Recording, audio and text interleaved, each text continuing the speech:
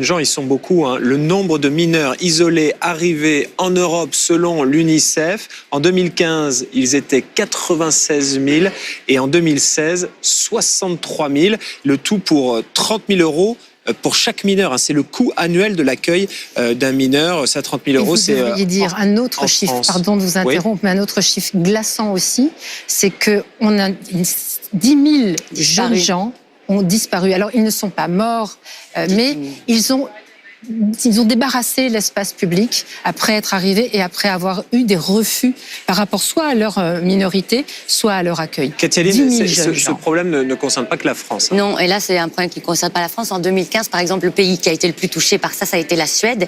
Et il y a eu toute une vague quand même de consternation parce que une fois arrivé à la majorité, il y a eu une vague de suicides en Suède. En Allemagne, pareil, ça a été le pays le plus touché. Et puis la France. Et on voit que tous ces pays-là sont démunis. Il faut voir qu'en France, par exemple, la prise en charge d'un mineur étranger est estimée à 50 000 € par an et par enfant. Alors, qu'est-ce qui se passe? Eh bien, les préfectures ou les départements ou autres régions, autorités locales, qu'est-ce qu'ils font? Ils essayent de s'en débarrasser.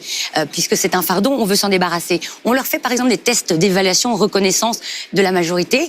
Et en fait, ce sont des tests assez barbares.